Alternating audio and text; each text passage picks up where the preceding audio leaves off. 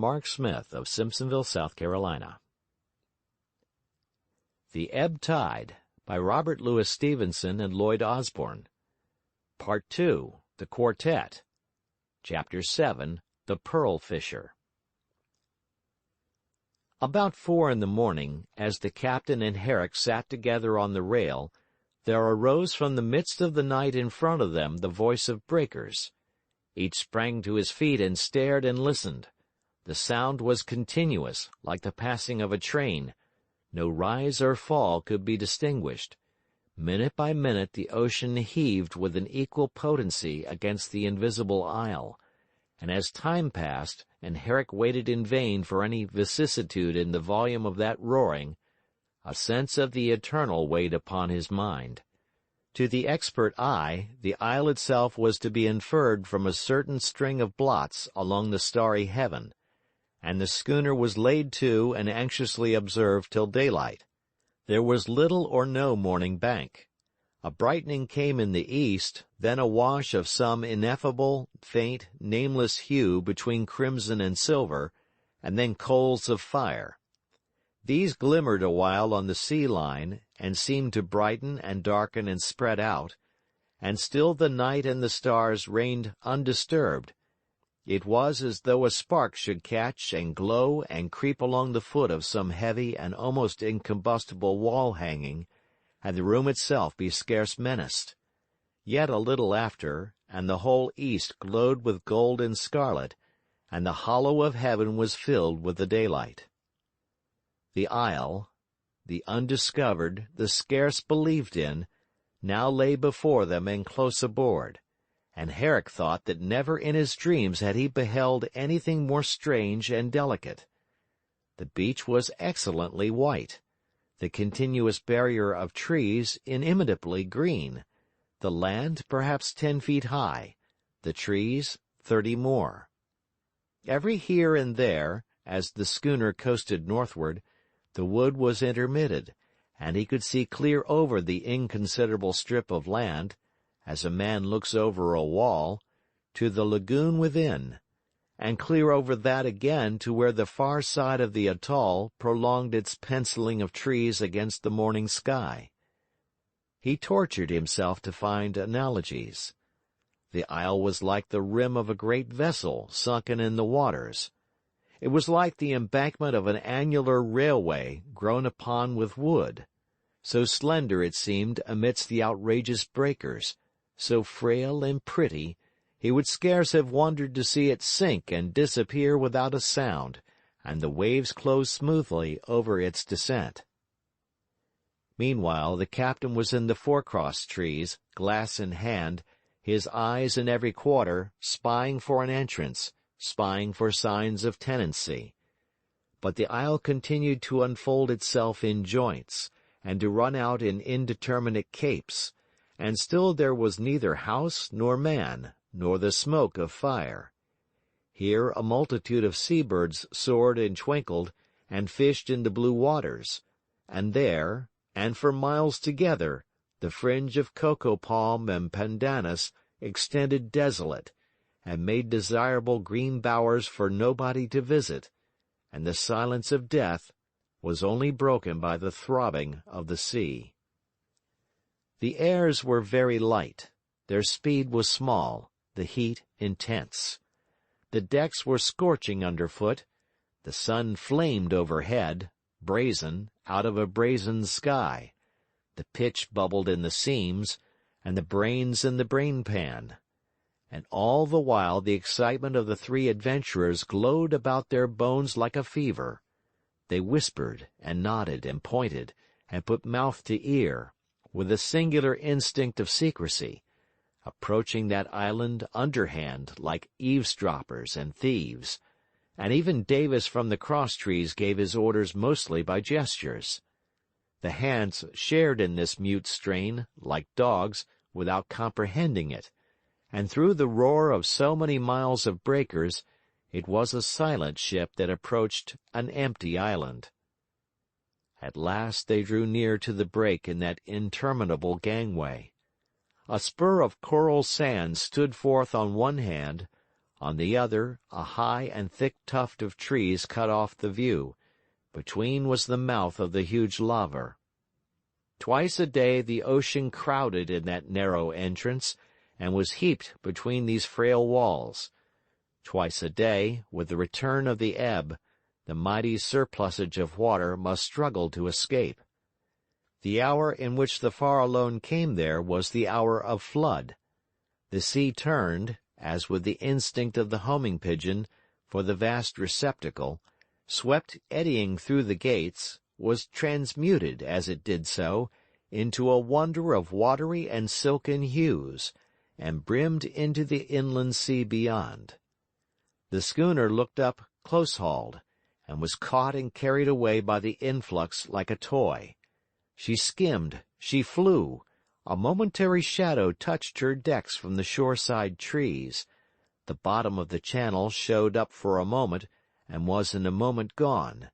The next, she floated on the bosom of the lagoon, and below, in the transparent chamber of waters, a myriad of many-colored fishes were sporting, a myriad pale flowers of coral diversified the floor.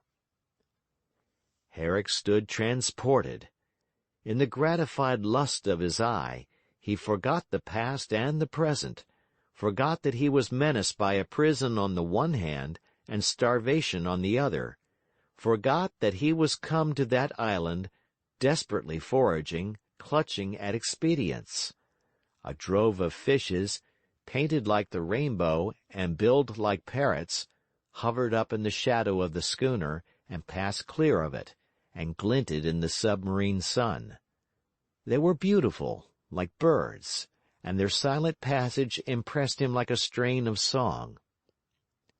Meanwhile, to the eye of Davis in the crosstrees, the lagoon continued to expand its empty waters, and the long succession of the shoreside trees to be paid out like fishing line off a reel. And still there was no mark of habitation. The schooner, immediately on entering, had been kept away to the northward where the water seemed to be the most deep, and she was now skimming past the tall grove of trees which stood on that side of the channel and denied further view. Of the whole of the low shores of the island, only this bight remained to be revealed. And suddenly the curtain was raised. They began to open out a haven, snugly elbowed there, and beheld, with an astonishment beyond words, the roofs of men. The appearance, thus instantaneously disclosed to those on the deck of the Farallone, was not that of a city, rather of a substantial country farm with its attendant hamlet, a long line of sheds and storehouses, apart, upon the one side, a deep verandaed dwelling-house, on the other perhaps a dozen native huts, a building with a belfry and some rude offer at architectural features that might be thought to mark it out for a chapel. On the beach in front some heavy boats drawn up, and a pile of timber running forth into the burning shallows of the lagoon. From a flagstaff at the pierhead, the red ensign of England was displayed. Behind, about, and above, the same tall grove of palms, which had masked the settlement in the beginning, prolonged its route of tumultuous green fans, and turned and ruffled overhead, and sang its silver song all day in the wind. The place had the indescribable but unmistakable appearance of being in commission, yet there breathed from it a sense of desertion that was almost poignant. No human figure was to be observed going to and fro about the houses, and there was no sound of human industry or enjoyment. Only, on the top of the beach and hard by the flagstaff, a woman of exorbitant stature and as white as snow was to be seen beckoning with uplifted arm. The second glance identified her as a piece of naval sculpture, the figurehead of a ship that had long hovered and plunged into so many running billows, and was now brought ashore to be the ensign and presiding genius of that empty town. The Farallone made a soldier's breeze of it. The wind, besides, was stronger inside than without under the lee of the land, and the stolen schooner opened out successive objects with the swiftness of a panorama, so that the adventurers stood speechless. The flag spoke for itself. It was no frayed and weathered trophy that had beaten itself to pieces on the post, flying over desolation, and to make assurance stronger, there was to be descried in the deep shade of the veranda a glitter of crystal and the fluttering of white napery. If the figurehead at the pier end, with its perpetual gesture and its leprous whiteness, reigned alone in that hamlet as it seemed to do, it would not have reigned long. Men's hands had been busy, men's feet stirring there within the circuit of the clock. The Farallones were sure of it. Their eyes dug in the deep shadow of the palms for some one hiding. If intensity of looking might have prevailed, they would have pierced the walls of houses. And there came to them, in these pregnant seconds, a sense of being watched and played with, and of a blow impending that was hardly bearable. The extreme point of palms they had just passed enclosed a creek, which was thus hidden up to the last moment from the eyes of those on board, and from this a boat put suddenly and briskly out, and a voice hailed. "Schooner ahoy!" it cried. "Stand in for the pier. In 2 cables' lengths you'll have 20 fathoms water and good holding ground." The boat was manned with a couple of brown oarsmen in scanty kilts of blue. The speaker, who was steering, wore white clothes, the full dress of the tropics. A wide hat shaded his face, but it could be seen that he was of stalwart size, and his voice sounded like a gentleman's. So much could be made out. It was plain besides that the Farallone had been descried some time before at sea, and the inhabitants were prepared for its reception. Mechanically the orders were obeyed, and the ship berthed, and the 3 adventurers gathered aft beside the house and waited, with galloping pulses and a perfect vacancy of mind, the coming of the stranger who might mean so much to them. They had no plan, no story prepared, for there was no time to make one. They were caught red-handed and must stand their chance. Yet this anxiety was checkered with hope. The island being undeclared, it was not possible the man could hold any office or be in a position to demand their papers. And beyond that, if there was any truth in Finlay, as it now seemed there should be, he was the representative of the private reasons. He must see their coming with a profound disappointment. And perhaps, hope whispered, he should be willing and able to purchase their silence. The boat was by that time forging alongside, and they were able at last to see what manner of man they had to do with. He was a huge fellow, 6'4" in height, and of a build proportionately strong, but his sinews seemed to be dissolved in a listlessness that was more than languor. It was only the eye that corrected this impression, an eye of an unusual mingled brilliancy and softness, somber as coal, and with lights that outshone the topaz, an eye of unimpaired health and virility, an eye that bid you beware of the man's devastating anger. A complexion naturally dark had been tanned in the island to a hue hardly distinguishable from that of a Tahitian. Only his manners and movements, and the living force that dwelt in him, like fire in flint, betrayed the European. He was dressed in white drill, exquisitely made. His scarf and tie were of tender-colored silks. On the thwart beside him there leaned a Winchester rifle. "Is the doctor on board?" he cried as he came up. "Dr. Simons, I mean. You never heard of him? Nor yet of the Trinity Hall? Ah!" He did not look surprised, seemed rather to affect it in politeness. But his eye rested on each of the 3 white men in succession, with a sudden weight of curiosity that was almost savage. "Ah, then," said he, "there is some small mistake, no doubt, and I must ask you to what I am indebted for this pleasure?" He was by this time on the deck, but he had the art to be quite unapproachable. The friendliest vulgarian, 3 parts drunk, would have known better than to take liberties, and not one of the adventurers so much as offered to shake hands.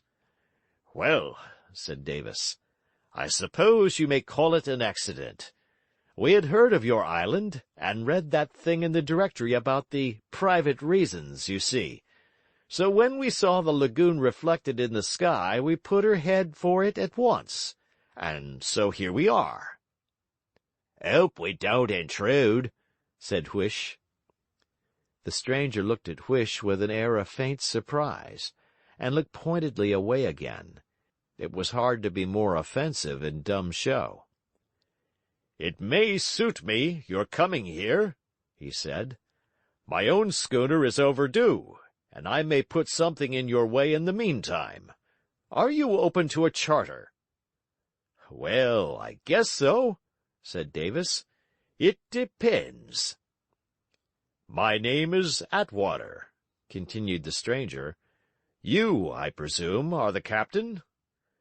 "Yes, sir. I am the captain of this ship, Captain Brown," was the reply. "Well, see here," said Huish. "Better begin fair. He's skipper on deck right enough, but not below. Below we're all equal, all got a lay in the adventure, when it comes to business. I'm as good as he, and what I say is, let's go into the house and have a lush, and talk it over among pals. We've some prime fizz," he said, and winked. The presence of the gentleman lighted up like a candle the vulgarity of the clerk, and Herrick instinctively, as one shields himself from pain, made haste to interrupt. "My name is Hay," said he. "Since introductions are going, we shall be very glad if you will step inside." Attwater leaned to him swiftly. "University man?" said he. "Yes, Merton," said Herrick, and the next moment blushed scarlet at his indiscretion. "I am of the other lot," said Attwater. "Trinity Hall, Cambridge. I called my schooner after the old shop.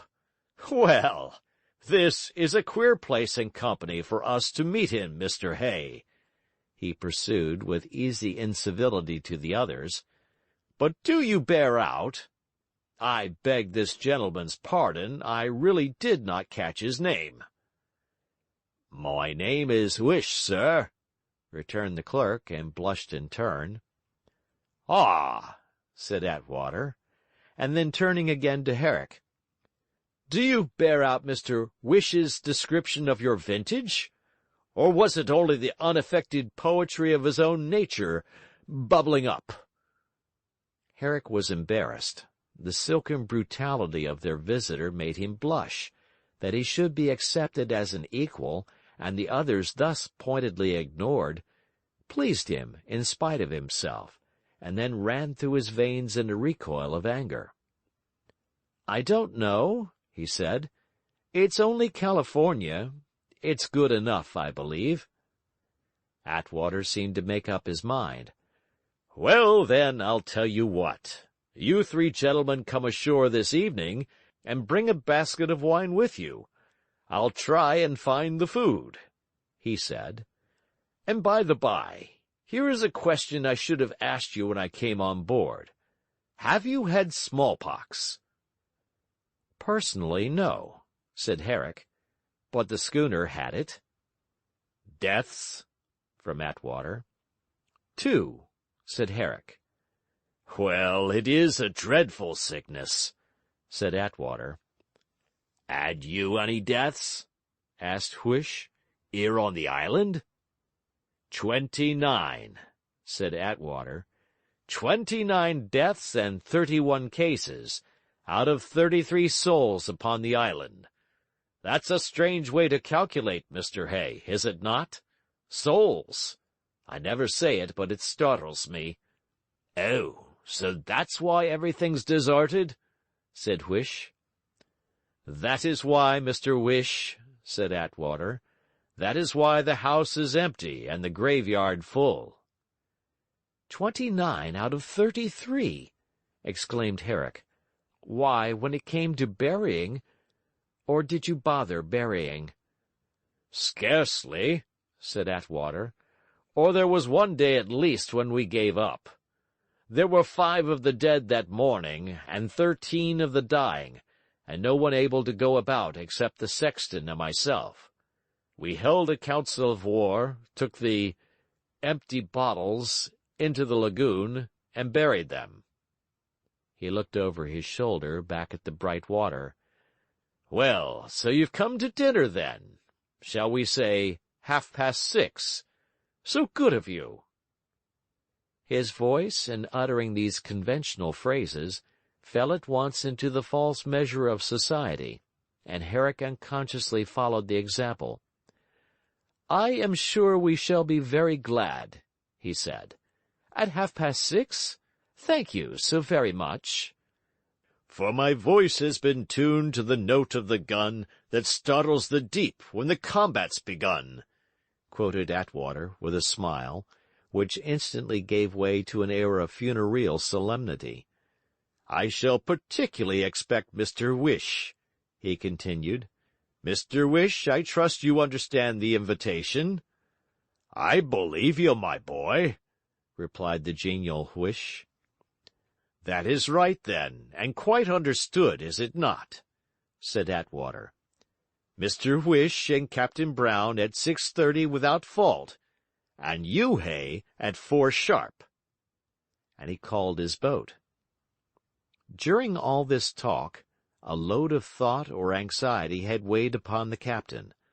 There was no part for which nature had so liberally endowed him as that of the genial ship captain, but today he was silent and abstracted. Those who knew him could see that he hearkened close to every syllable, and seemed to ponder and try it in balances. It would have been hard to say what look there was, cold, attentive, and sinister, as of a man maturing plans, which still brooded over the unconscious guest. It was here, it was there, it was nowhere.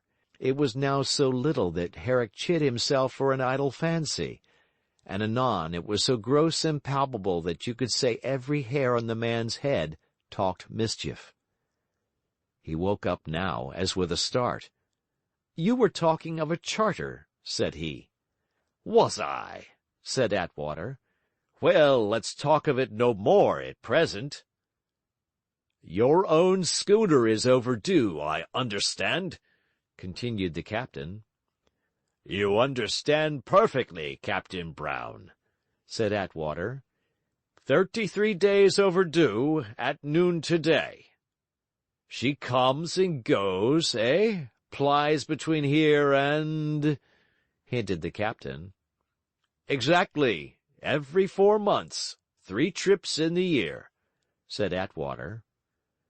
You go in her, ever? asked Davis. No, one stops here, said Attwater. One has plenty to attend to. Stop here, do you? cried Davis. Say, how long? How long, O Lord, said Attwater with perfect stern gravity. But it does not seem so, he added with a smile. No, I dare say not, said Davis. No, I suppose not. Not with all your gods about you, and in as snug a berth as this, for it is a pretty snug berth, said he with a sweeping look. The spot, as you are good enough to indicate, is not entirely intolerable, was the reply. Shell, I suppose, said Davis.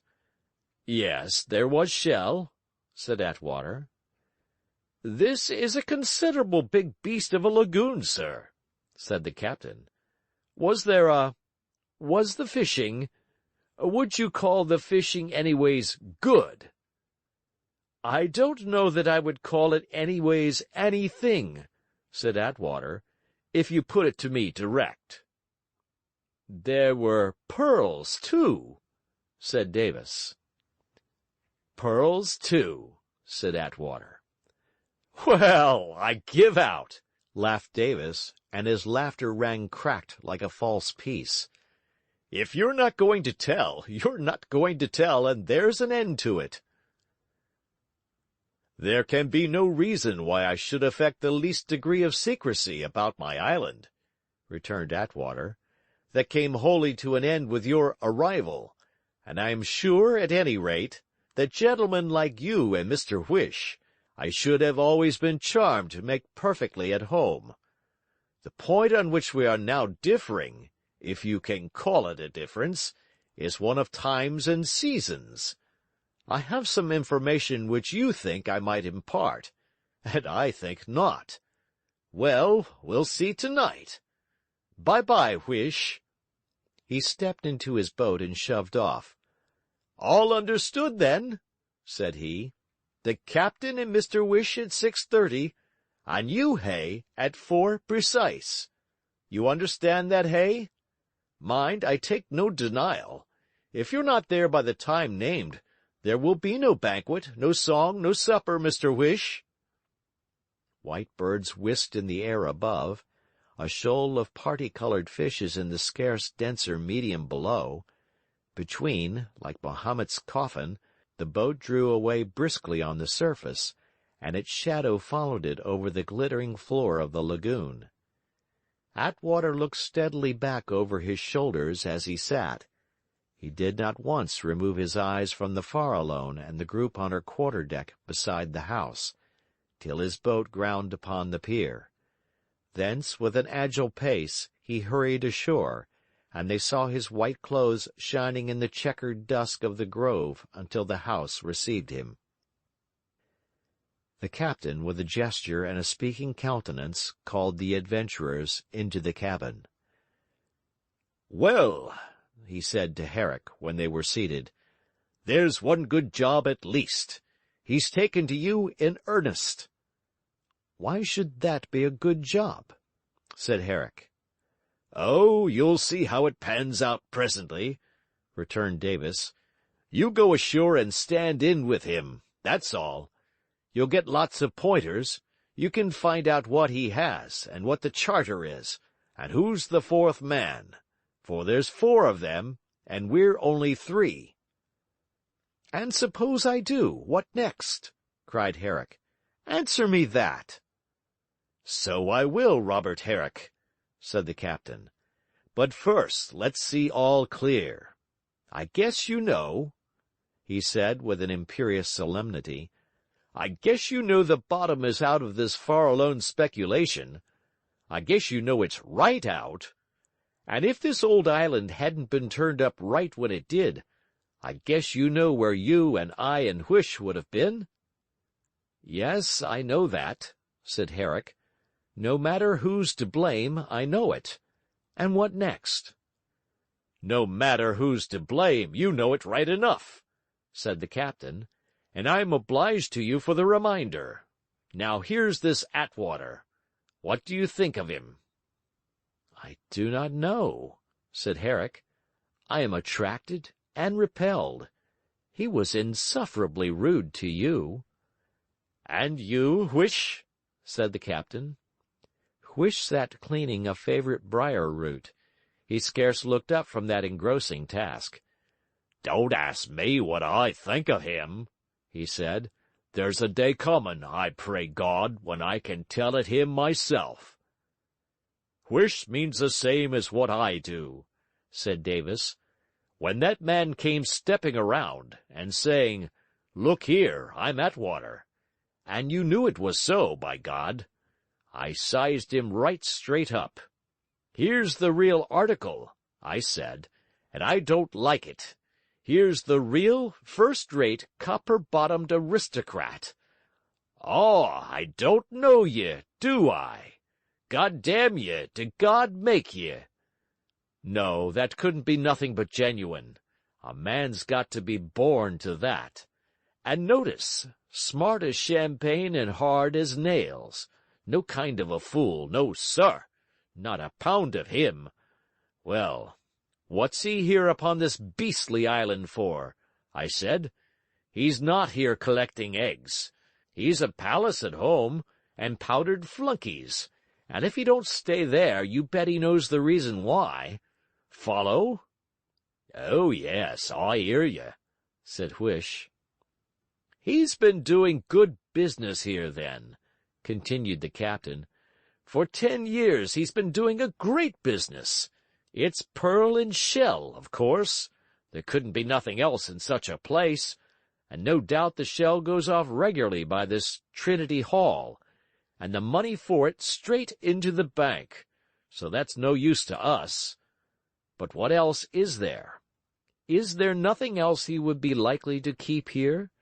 Is there nothing else he would be bound to keep here? Yes, sir, the pearls. First, because they're too valuable to trust out of his hands. Second, because pearls want a lot of handling and matching, and the man who sells his pearls as they come in, one here, one there, instead of hanging back and holding up. Well, that man's a fool, and it's not Attwater. Likely, said Huish. That's what it is. Not proved, but likely. It's proved, said Davis bluntly. Suppose it was, said Herrick. Suppose that was all so, and he had these pearls, a 10 years' collection of them. Suppose he had. There's my question. The captain drummed with his thick hands on the board in front of him. He looked steadily in Herrick's face, and Herrick as steadily looked upon the table and the pattering fingers. There was a gentle oscillation of the anchored ship, and a big patch of sunlight traveled to and fro between the one and the other. "Hear me!" Herrick burst out suddenly. "No, you better hear me first," said Davis. "Hear me and understand me. We've got no use for that fellow, whatever you may have. He's your kind, he's not ours. He's took to you, and he's wiped his boots on me and Huish. Save him if you can." "Save him?" repeated Herrick. "Save him if you're able," reiterated Davis, with a blow of his clenched fist. "Go ashore and talk him smooth, and if you get him and his pearls aboard, I'll spare him. If you don't, there's going to be a funeral. Is that so, Huish? Does that suit you?" "I ain't a forgiving man," said Huish, "but I'm not the sort to spoil business neither. Bring the bloke on board and bring his pearls along with him, and you can have it your own way. Maroon him where you like. I'm agreeable." "Well, and if I can't?"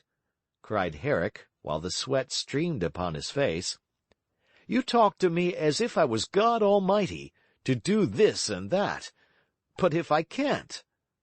"My son," said the captain, "you better do your level best, or you'll see sights." "Oh, yes," said Huish. "Oh, crikey, yes." He looked across at Herrick with a toothless smile that was shocking in its savagery, and his ear, caught apparently by the trivial expression he had used, broke into a piece of the chorus of a comic song which he must have heard 20 years before in London, meaningless gibberish that, in that hour and place, seemed hateful as a blasphemy. "Hikey pikey crikey fikey chilligawallaby dory." The captain suffered to him to finish. His face was unchanged. "The way things are, there's many a man that wouldn't let you go ashore," he resumed.